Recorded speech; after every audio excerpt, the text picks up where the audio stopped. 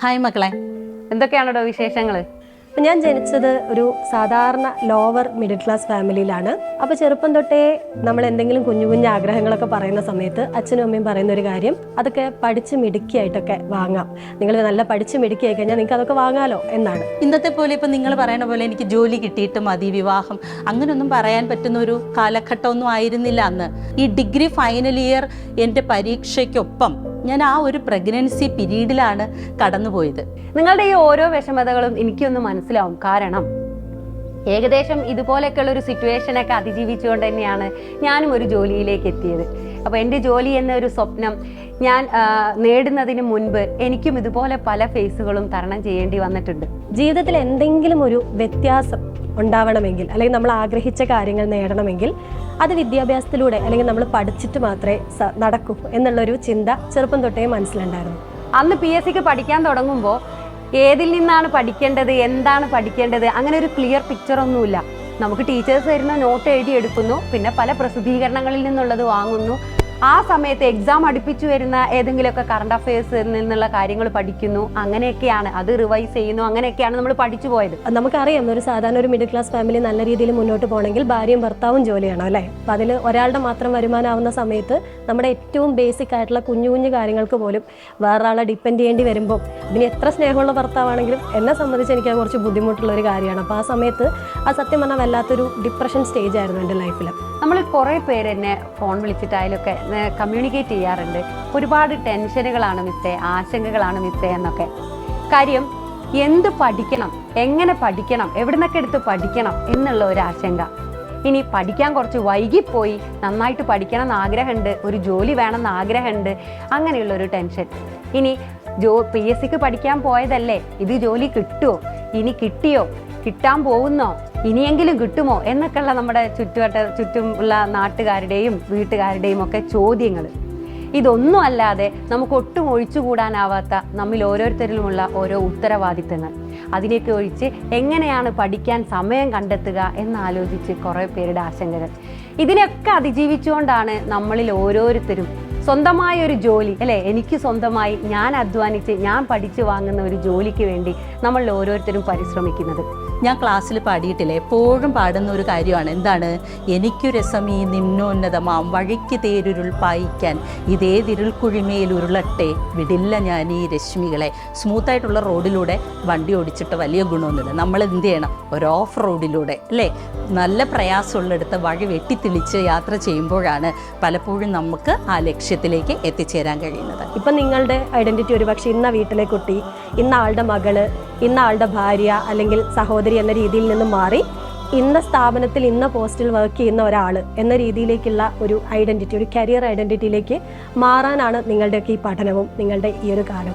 നമ്മൾ എവിടെയൊക്കെ ഒന്ന് പതുക്കെയാവുന്നോ, നമ്മൾ ഈ ഓട്ടത്തിൽ എവിടെ സ്ലോ ആവുന്നോ, അപ്പോഴും നമ്മുടെ ചുറ്റുമുള്ളവർ ഓടിക്കൊണ്ടിരിക്കുകയാണ്. അപ്പോൾ കൂടുതൽ ഷാർപ്പാവേണ്ടിയിരിക്കുന്നു നമ്മുടെ ഓരോരുത്തരുടെയും പരീക്ഷയ്ക്കുള്ള തയ്യാറെടുപ്പുകൾ.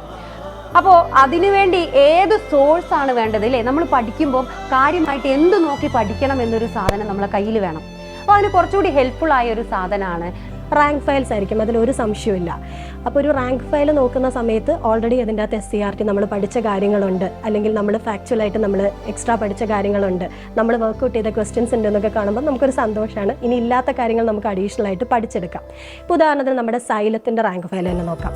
ഇതിൻ്റെ പ്രത്യേകത എന്താണെന്ന് വെച്ചാൽ ഓരോ സബ്ജക്റ്റും ക്ലാസ്സിൽ അധ്യാപകർ പഠിപ്പിക്കുന്ന കാര്യങ്ങൾ വളരെ കൺക്ലൂഡായിട്ട് ഈ റാങ്ക് ഫെയിലിൽ കൊടുക്കുന്നുണ്ട്. നമ്മൾ കാർഡടച്ചുള്ള വാരി വലിച്ച്, അല്ലെങ്കിൽ കാർഡടച്ചല്ല, എന്താണോ വേണ്ടത്, എന്താണോ പഠിക്കേണ്ടത്, ആ ലെവലിലാണ് സൈലം റാങ്ക് ഫെയിൽ ചെയ്തിട്ടുള്ളത്. അപ്പോൾ ചോദ്യങ്ങൾ കൂടി ഓരോ ടോപ്പിക്ക് പഠിക്കുമ്പോഴും അത് ചോദ്യം കൂടി എങ്ങനെ വരും, അല്ലെങ്കിൽ ചോദ്യങ്ങളെ എങ്ങനെ നേരിടാം എന്ന രീതിയിൽ കൂടി പഠിക്കുമ്പോഴാണ് പഠനം ഇഫക്റ്റീവ് ആവുന്നത്. നമ്മുടെ സൈലത്തിൻ്റെ റാങ്ക് ഫയലിൽ നോക്കിയാൽ അറിയാം, ഓരോ ടോപ്പിക്ക് കഴിയുമ്പോഴും ആ ടോപ്പിക് ബേസ്ഡ് ആയിട്ടുള്ള ക്വസ്റ്റ്യൻസ് ഉണ്ട്.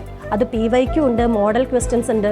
അപ്പം സത്യം പറഞ്ഞാൽ നമ്മൾ ക്ലാസ്സിലാണെങ്കിലും പറയുമ്പോൾ കുട്ടികൾ പറയും, ഒരു ടോപ്പിക്ക് പഠിച്ചു കഴിഞ്ഞിട്ട് അതുമായി ബന്ധപ്പെട്ട ക്വസ്റ്റ്യൻസും കൂടി വർക്ക്ഔട്ട് ചെയ്ത് കഴിയുമ്പോൾ വല്ലാത്തൊരു സാറ്റിസ്ഫാക്ഷൻ ആണ് അല്ലേ? നമ്മൾ ആ പഠിച്ചു, അതിനുള്ള ചോദ്യം ചോദിച്ചപ്പോൾ നമുക്ക് ചെയ്യാൻ അറിയാം എന്നുള്ളത് ഭയങ്കര ഒരു ആത്മവിശ്വാസം നൽകുന്ന കാര്യമാണ്. ഇപ്പോൾ സൈലത്തിൻ്റെ റാങ്ക് ഫയലിലുള്ള ഏറ്റവും വലിയൊരു പോസിറ്റീവ് എന്ന് പറയുന്നത് അതാണ്. ഓരോ ടോപ്പിക്ക് കഴിയുമ്പോഴും അതുമായി അരിച്ചു പെറുക്കിയിട്ട് ക്വസ്റ്റ്യൻസ് ഉണ്ട്.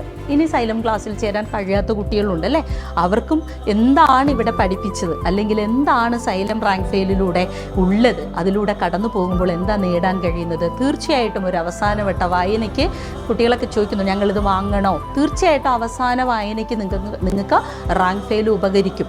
എപ്പോഴും നമ്മുടെ ആ ഒരു ലാസ്റ്റ് മൊമെൻറ്റിലുള്ള പ്രിപ്പറേഷനാണ് നമ്മുടെ സ്വപ്നങ്ങൾക്ക് ഏറ്റവും മാറ്റുകൂട്ടുന്നത്, സ്വപ്നങ്ങളിലേക്ക് നമ്മളെ നയിക്കുന്നത്.